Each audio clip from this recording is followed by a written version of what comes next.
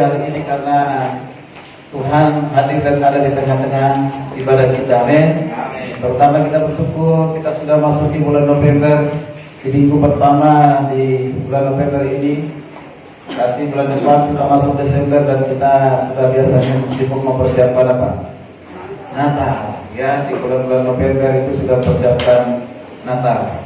Firman Tuhan, terima kasih untuk seluruh jemaat yang hadir daripada hari ini.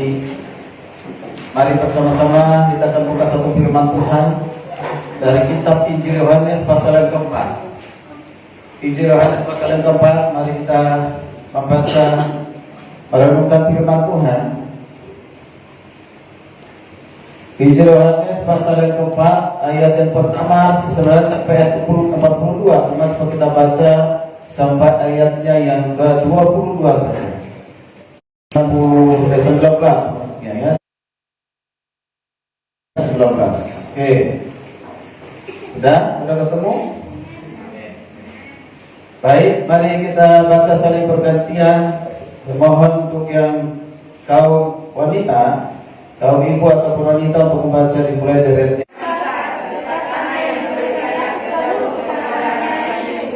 di sisi terdapat Yakub, Yesus terhenti oleh perjalanan karena dia duduk di pinggir sumur itu. Hari kira-kira pukul 12.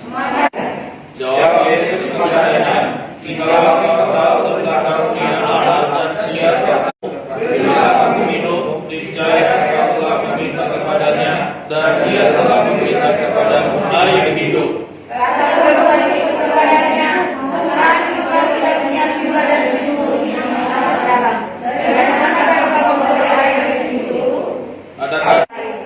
Kata Yesus kepadanya, "Pergilah, panggillah suamimu dan datang ke sini." Kata Yesus kepadanya, "Tepat katamu bahwa engkau tidak mempunyai suami. Sebab engkau sudah mempunyai 5 suami, dan yang ada sekarang padamu bukanlah suamimu. Dalam hal ini engkau berkata benar."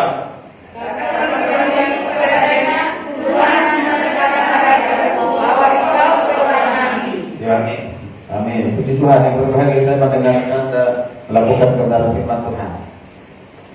Kita bersyukur bahwa firman Tuhan yang sudah disampaikan di ibadah minggu, yaitu menyampaikan Injil Yohanes pasal 1, pasal 2, pasal 3 luar biasa sudah disampaikan, dan saya percaya kita sudah diperkaya dan diperkuat dan iman kita semakin bertumbuh. Amin. Karena di pasal 1 sampai pasal 3 bagaimana Tuhan memperkenalkan dirinya, menyatakan dirinya, terutama adalah Tuhan Yesus. Dialah firman yang kekal. Dia kekal bersama dengan Yesus, bersama dengan Bapa di surga. Yesus adalah firman yang hidup. Yesus adalah anak Allah. Yesus adalah manusia sejati. Dan banyak hal di mana Tuhan memperoleh selamat dan hidup beriman kepada Tuhan. Hari ini kita belajar bersama-sama masuk ke Injil Yohanes pasal yang keempat. Ayat yang cukup panjang sampai pasal yang keempat ini, pasal sampai ayat yang ke-54. Cukup panjang dan ini tidak mungkin disampaikan satu kali. Ini bisa saja nanti berseri 3 kali ke depan. Karena banyak hal yang kita pelajari dari Tuhan Yesus. Dari teks pembacaan kita hari ini adalah percakapan Yesus dengan perempuan Samaria. Nah, siapa itu perempuan Samaria? Tidak ada namanya. Waktu saya mengikuti webinar, narasumbernya itu adalah imam besar keturunan Lewi, orang Samaria asli, dan juga keturunan Benyamin, orang Israel asli. Jadi langsung dari Israel. Saya ikut di webinar itu. Saya bertanya kepada mereka.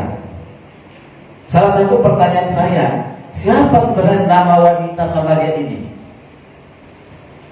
Nah, imam besar, seorang imam ini, dia mengakui keturunan yang ke-120 dari keturunan Lewi, dan ada di Samaria. Saya bertanya kepada imam besar itu, Di Yohanes pasal 4 di sana dikatakan ada wanita Samaria. Barangkali imam tahu siapa nama wanita Samaria itu. Nah mungkin orang mengatakan begini, apa pentingnya mengetahui nama? Mengapa harus tahu namanya? Penting atau tidak? Penting. Kalau saudara tidak punya nama, saudara bisa salah-salah panggil Anu. Wah, itu siapa sih Anu? Wah, waduh nggak sopan kan gitu. Siapa dia? Ya itu dia, itu tuh. Nah, kan gitu. Kalau tidak ada nama, dari sini kita perhatikan tidak ada nama, hanya dikatakan perempuan Samaria. Siapa dia perempuan Samaria itu? Memang dia tidak punya nama dicantumkan di sini, sekalipun ada orang mengatakan namanya katanya Susana. Benar atau tidak, anda tahu. Yang penting bukan si Butet. Ya kan? Nah, ada mengatakan Susana, tapi belum ada pembuktian hal itu, saudara Tuhan. Tapi hari ini kita tidak mempermasalahkan namanya atau ada atau tidak, tapi kita melihat bagaimana satu perubahan yang dialami oleh perempuan Samaria ini setelah berjumpa dengan Tuhan. Perempuan Samaria ini bukan bangsa pilihan seperti bangsa Israel. Perempuan Samaria bahkan dalam kehidupannya sehari-hari, orang yang direndahkan, orang yang dikucilkan, tidak dianggap sebagai wanita yang baik-baik. Tapi mau kita bersama-sama melihat di sini, saudara Tuhan. Perempuan Samaria ini luar biasa proses pengenalannya akan Tuhan Yesus. Ketika Tuhan Yesus mendatanginya dan mulai percakapan dengan perempuan Samaria ini sebenarnya. Apakah Tuhan Yesus tidak tahu bahwa perempuan Samaria ini adalah orang yang berdosa, adalah orang yang dikucilkan, direndahkan? Lalu kita pelajari, wanita Samaria ini bukan wanita baik-baik. Dia wanita, kalau dikatakan istilah sekarang ini WTS. Luar biasa. Saya kagum dengan Tuhan Yesus. Dan selamanya kagum dengan Tuhan Yesus.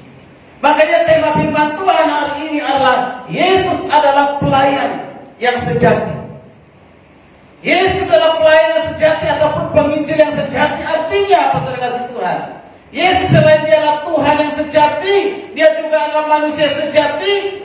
Kemarin khotbah Pak Sirait kurang setuju kalau mengatakan Yesus Allah 100%, manusia 100%, karena masih ada 1000%.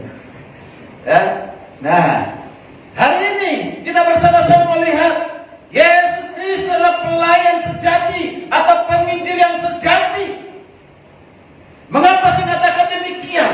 Setelah saya membaca nasi secara keseluruhan, banyak sekali perbedaan pelayanan yang dilakukan oleh Yesus dengan dilakukan para hamba Tuhan sekarang ini. Belum dikatakan menjadi seorang pelayan sejati. Bahkan mungkin juga saya belum menjadi kriteria yang disebut sebagai pelayan sejati. Kalau saya melihat dari nas membaca ini, saudara kasih Tuhan, luar biasa. Ya, kita sudah tahu bahwa Yesus melayani dasarnya adalah kasih. Yesus melayani dasarnya adalah kebenaran. Yesus melayani benar-benar adalah seorang hamba yang rendah hati. Itu kita sudah tahu semuanya. Tapi kita melihat hari ini bahwa Yesus sebagai pelayan sejati dalam pelayanannya tidak pernah membeda-bedakan orang. Amin. Kalau hamba Tuhan melayani sekarang ini sudah kasih Tuhan. Kalau jemaatnya yang miskin kurang dikunjungi, kurang didoakan. Tapi kalau ada jemaatnya perpuluhannya besar, ya, itu dijaga betul supaya jangan lari, ya, tempat lain. Sekalipun mungkin sudah kompromi dengan dosa, tetap aja dijaga. Ya, Bapak Ibu kasih Tuhan, mari kita bersama-sama supaya kita ini dipersiapkan juga menjadi pelayan-pelayan Tuhan yang sejati. Amin. Amin. Ada berapa hal yang kita lihat? Paling tidak ada 10 hal yang ditunjukkan oleh Yesus bahwa dia adalah pelayan yang sejati. Ada 10 hal. Banyak sekali kalau kita sampaikan hari ini semua itu. Kita nggak selesai ibadah ini sampai sore. Tapi saya hanya menyampaikan beberapa hal saja, saudara Tuhan. Prinsip-prinsip yang digunakan oleh seorang pelayan sejati, prinsip-prinsip yang digunakan oleh Yesus dalam satu pelayanan yang patut kita teladani. Ingat bahwa setiap jemaat adalah diakonosnya Tuhan. Amin. Bahwa setiap jemaat adalah pelayan-pelayan Tuhan, maka kita bukan saja berkewajiban, tetapi itu ada satu keharusan untuk kita bekerja melayani Tuhan sesuai dengan talenta kita, karunia yang Tuhan berikan kepada kita, profesi kita. Ladang kita di mana? Ladang kita di tempat di mana kita tinggal, ladang kita di mana kita bekerja, ladang kita di mana kita ditempatkan oleh Tuhan, itu ladang kita. Amin. Di Tuhan itu tidak ada perbedaan dalam pelayan Tuhan. Ya, tidak ada. Ya, kalau nanti suatu saat kita sudah masuk ke Yerusalem baru, di tempat yang abadi, Tuhan berdiri di pintu itu, dan tidak Tuhan mengatakan begini, hai kau yang sudah STH dan TH silakan masuk, hai kau sudah punya gelar pendeta silakan masuk, yang di luar itu tidak boleh, di luar. Atau tempatnya tetap surga. Ya, ada surga yang kelas 1, kelas 2. Itu, kelas yang surga kelas 1, semuanya para hamba Tuhan pendeta di situ. Tidak ada seperti itu. Tuhan tidak melihat itu, tapi melihat sejauh mana kita memberikan hati kita, hidup kita untuk melayani Tuhan. Amin. Jabatan itu, kuasa itu hanya ada pada saat kita ada di dunia ini. Bapak Ibu dikasih Tuhan, mari kita bersama-sama di ayat pertama dan kedua sampai ayat ketiga ini.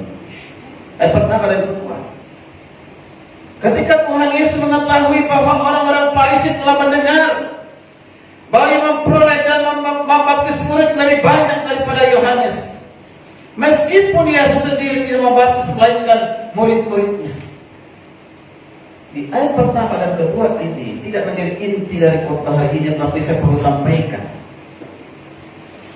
Yohanes Pembaptis adalah seorang yang sangat tenang dan terkenal pada saat itu, dan menjadi saingan bagi orang Farisi dan ahli Taurat. Yesus mengetahui apa yang ada di kepala mereka, apa yang mereka sedang pikirkan. Yohanes Pembaptis memiliki banyak murid. Bahkan mereka mengatakan Yesus membaptis banyak orang, padahal Yesus tidak pernah membaptis. Yang membaptis adalah Yohanes Pembaptis. Pikirannya keliru, pikirannya salah. Terima kasih Tuhan. Merasa iri hati karena pada saat itu Rasul Yohanes namanya semakin naik, semakin menanjak, semakin terkenal, dan mereka kalah saing untuk pengikutnya. Ini teguran Yesus kepada orang Farisi ahli Taurat. Yesus tidak pernah kompromi dengan dosa. Dosa iri hati, dosa apapun Yesus tegur di sini orang Farisi ahli Taurat, saudara Tuhan. Tidak ada rasa takut sama sekali.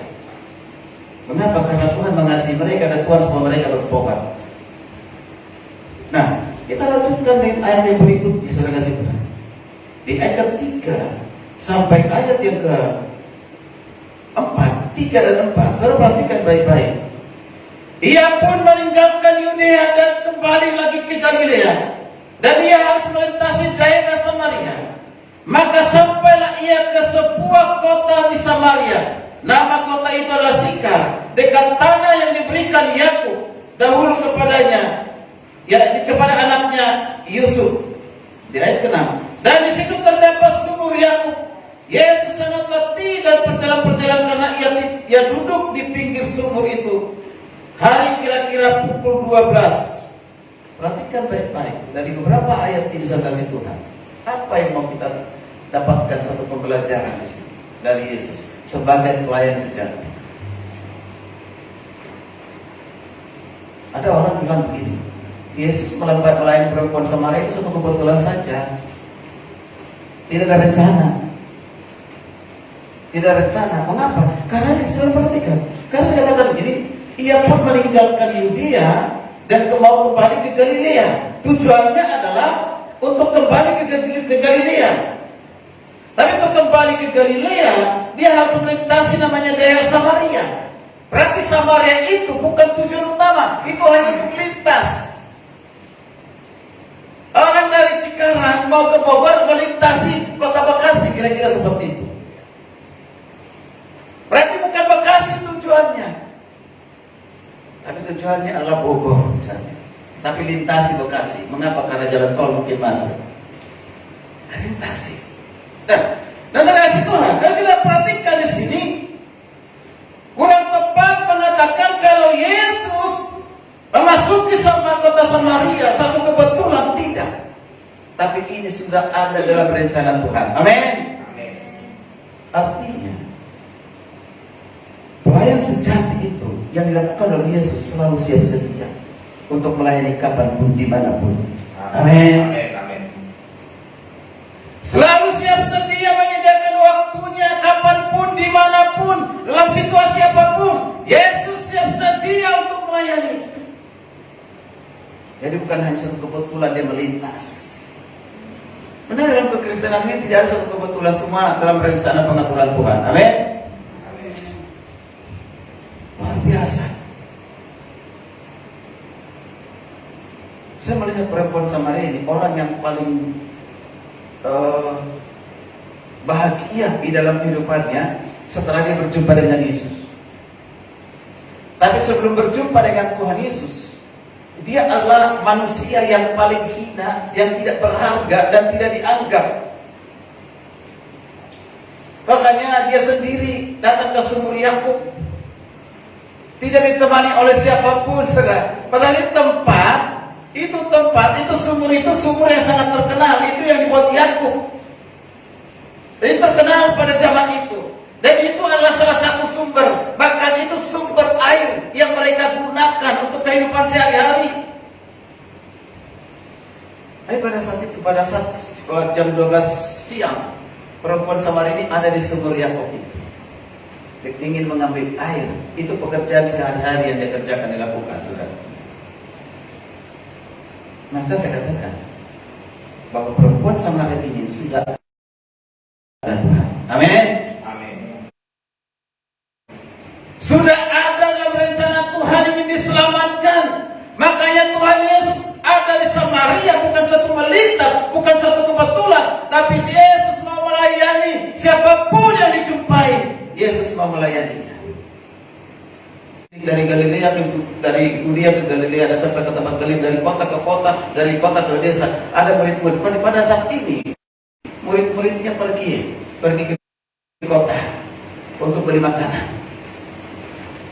Yesus yang ada dan perempuan Samaria di sumur Yakub itu.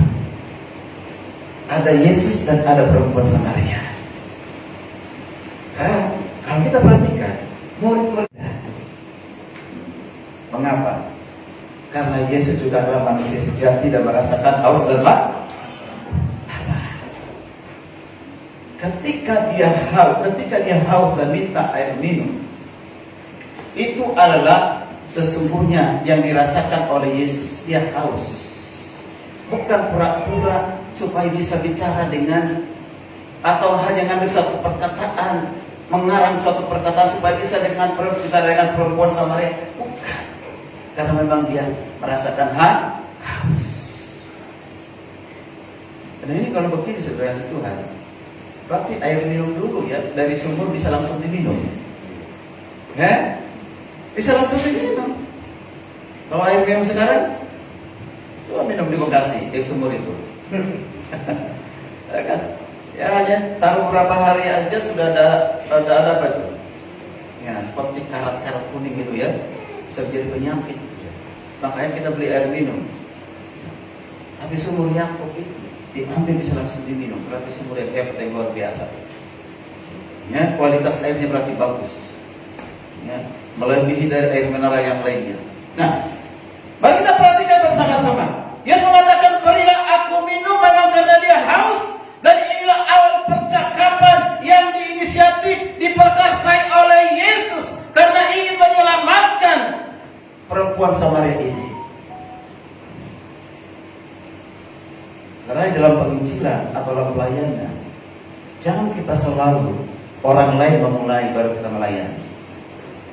Jangan kita selalu menunggu orang lain lebih dahulu melayani baru kita melayani. Itu bukan proaktif namanya. Itu sebab akibat. Ya? Sebab orang lain melayani, akibatnya juga sudah melayani. Ya? Di dalam pelayanan penginjilan pun demikian. Kita tidak menunggu orang lain bicara lebih dahulu pada kita, tapi biarkan kita yang lebih dulu berbicara, berinisiatif. Amin. Amin. Bukan saja dalam satu penginjilan. Kita sebagai hamba-hamba Tuhan yang terjun dalam pelayanan, mari kita aktif pelayanan tanpa disuruh oleh gembalamu, tanpa disuruh oleh pendetamu, tanpa disuruh oleh orang lain. Kalau engkau sudah tahu tugasmu, apapun tugasmu lakukan itu tanpa dikontrol, tanpa diawasi. Amin. Amin. Di perusahaan aja, saudara kasih Tuhan, perusahaan itu. Makanya kenapa ada orang tertentu semakin menanjak prestasinya dan naik sehingga dipercaya? Dia dipercaya bukan karena kepintaran kecerdasannya bicara, tapi karena dilihat dampak yang dikerjakan. Artinya apa? Tanpa ada pimpinan pun mengawasi, dia bekerja. Dia melakukan yang terbaik. Dari mana bisa melakukan terbaik? Bukan dari kata-kata, tapi dampaknya untuk perusahaan itu. Perusahaan itu sehingga mendapatkan income yang lebih besar. Dilihat mengapa? Karena ada tenaga, ada SDM yang kuat, yang bekerja keras di situ, sehingga naiklah prestasinya. Itu dunia saudara Tuhan. Bagaimana dengan di wilayah pelayanan, pekerjaan Tuhan? Apakah saya harus sebagai gembala bisa mengatakan ini A, ini B, ini C, ini D, kerjakan? Padahal kita sudah tahu hal itu. Mulailah dari diri kita sendiri, berinisiatif, proaktif. Kita memulai melakukan segala sesuatu dalam pelayanan, apapun itu bentuknya, tanpa diperintah. Kalau itu sudah kita lakukan, kita kerjakan. Itulah yang dilakukan oleh Yesus. Amin. Perempuan Samaria itu bilang gini kepada Yesus, Yesus, datang dong, layani dulu saya. Tidak. Tapi yang ada adalah Yesus ini mendatangi perempuan Samaria itu dan dia memulai percakapan, berilah aku minum. Dan itu dikerjakan, dilakukan dengan ketulusan oleh Tuhan Yesus, karena tidak ada kepura-puraan bagi Tuhan dalam melayani. Tapi hari-hari ini masih banyak kita temukan orang melayani dengan kepura-puraan, tapi di King Immanuel tidak ada. Amin. Karena Tuhan, kalau kita melihat ada teman kita dalam keterbebanan, dalam keadaan stres, dalam keadaan sakit, dalam keadaan apapun itu, mungkin memiliki beban berat, ya, kita lihat mukanya tidak berseri-seri, tapi yang ada adalah muka yang mungkin muram, ya, seperti pepaya yang setengah matang dan yang lain sebagainya. Lalu kita tidak peduli, kita bukan pelayan sejati. Tidak pernah nanya kabar, apa kabarnya? Bagaimana kesehatannya? Kita cuek, padahal kita kenal orang itu dengan baik. Kita bukan pelayan sejati. Kita hanya puas dengan diri kita sendiri, dengan apa yang kita kerjakan, kita lakukan untuk diri kita sendiri. Yesus tidak memikirkan diri sendiri, tapi memikirkan orang lain. Dalam hal ini perempuan Samaria. Amin. Luar biasa, itu adalah pelayan sejati. Mari kita lanjutkan di ayat yang berikutnya. Ayat yang berikutnya, ayat 9 sampai ayat ke-10. Ayat 9 sampai 10. Maka kata perempuan Samaria itu kepadanya, masakan engkau seorang Yahudi minta minum kepadaku seorang Samaria? Sebab orang Yahudi tidak bergaul dengan orang Samaria. Jawab Yesus kepadanya, jikalau kau tahu tentang karunia Allah dan siapakah dia yang berkata kepadamu, berilah aku minum, niscaya engkau telah meminta kepadanya dan ia telah memberikan kepadamu air hidup. Mengapa perempuan Samaria ini mengatakan di ayat yang ke-9 mengatakan, Mas dikatakan, masakan kau minta? Masakan engkau seorang Yahudi?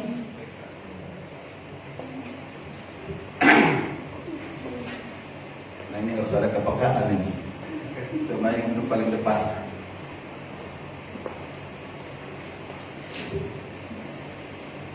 Setelah Yesus minta minum, kita perhatikan perempuan Samaria dikatakan begini, masakan engkau seorang Yahudi minta minum kepadaku seorang Samaria? Mengapa perempuan Samaria berkata demikian? Karena orang Yahudi dengan orang Israel pada saat itu mereka tidak bergaul. Orang Samaria ini sebenarnya adalah keturunan orang Yahudi yang menikah dengan bangsa lain. Sebenarnya dalam perjanjian lama tidak boleh pernikahan campuran itu, sehingga mereka terpisah. Dia terpisah sampai hari ini sudah. Tapi sudah bergaul Samaria dengan Israel. Nah, perhatikan di sini baik-baik.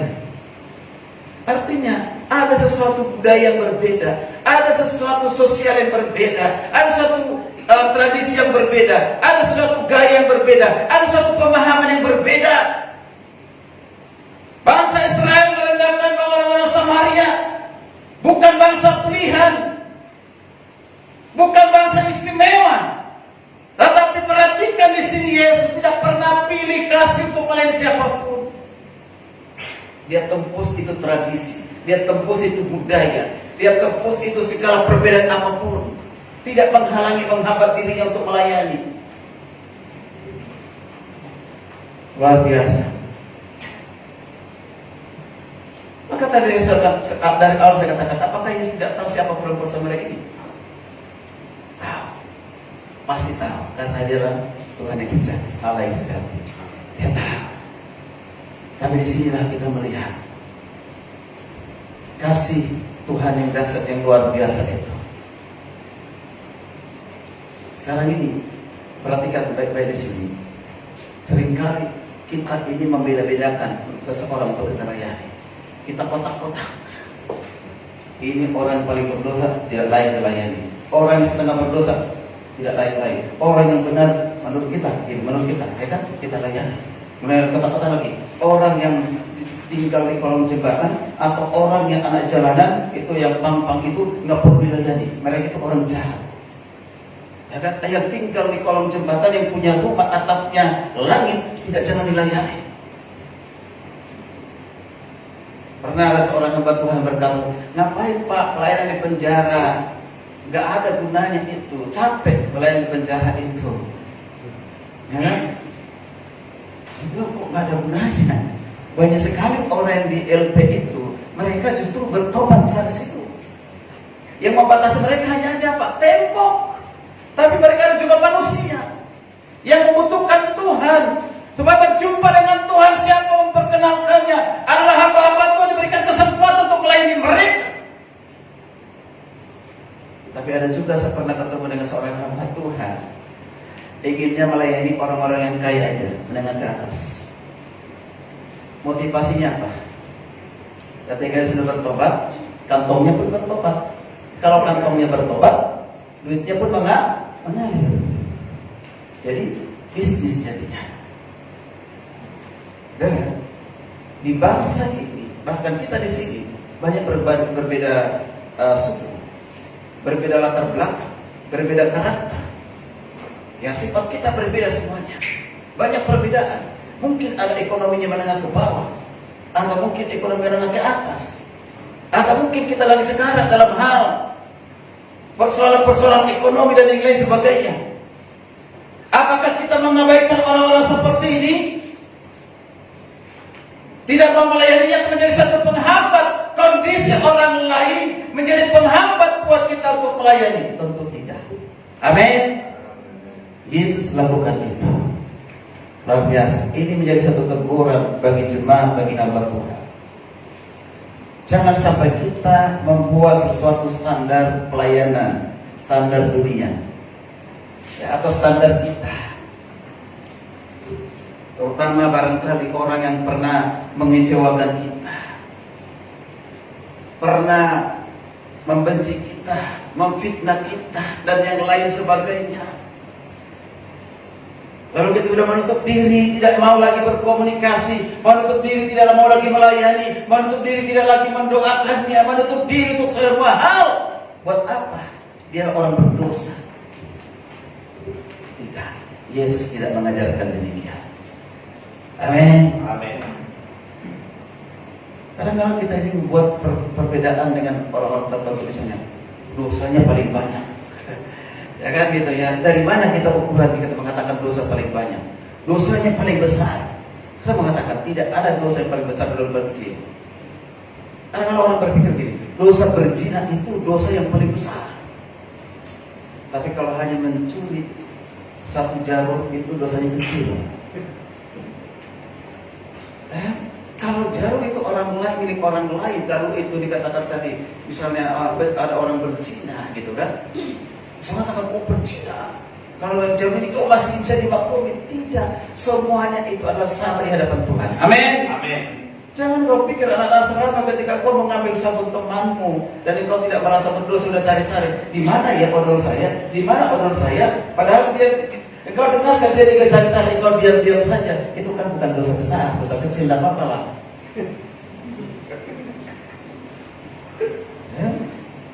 Dia udah kewalahan mencari odol, ya udah karena tidak ada odol, udah apapun yang ada pada saat itu, ya ada abu gosok langsung aja gosok. Mengapa? Nah, hati-hati, artinya di sini hal yang sangat sederhana, jangan sampai yang sederhana seperti itu kita tidak anggap dosa, saudara. Ya, besar. Jangan. Bapak Ibu kasih Tuhan, kembali kepada ayat firman Tuhan yang kita baca tadi. Orang Samaria dengan orang Israel tidak bergaul, tetapi itu tidak menjadi penghalang buat Yesus untuk melayaninya. Dia tembus dikatakan, jawab Yesus kepadanya, jika engkau tahu kasih karunia, dikata tentang karunia Tuhan, siapakah dia yang berdiri di depanmu, yang sedang bercakap-cakap dengan di depanmu, yang sedang ada di depanmu? Kira-kira seperti ini. Perempuan Samaria, engkau belum kenal siapa saya. Akulah dia. Akulah Tuhan. Akulah Juru Selamat. Akulah yang memberikan keselamatan. Akulah dia manusia yang dikatakan yang datang dari surga menjadi manusia dalam pribadi Yesus, mau berinkarnasi. Akulah dia yang sudah datang mengasihimu dan ingin menyelamatkanmu, kata Tuhan Yesus. Berilah aku minum, niscaya engkau telah meminta kepadanya dan ia telah memberikan kepadamu air hidup. Luar biasa. Hal yang berikut, mari kita lihat bersama-sama. Di ayat yang ke-11, Yesus memperkenalkan dirinya. Yesus mengatakan siapa dirinya. Akulah dia Mesias. Akulah dia Tuhan. Akulah dia yang selama ini mereka tahu seorang nabi. Akulah dia yang sudah dinubuatkan oleh Yesaya. Aku sudah datang. Artinya perempuan ini, ini ada timba, silakan gunakan. Pasti pada saat itu yang memberikan sumber ini kepada kami dan yang telah minum sendiri dari dalamnya, ia serta anak-anaknya dan ternaknya. Saya perhatikan di sini. Perempuan Samaria ini mau coba memperbanyak. Kita perhatikan bersama-sama saudara Tuhan. Kalau kita perhatikan di ayat yang ke-14, 15,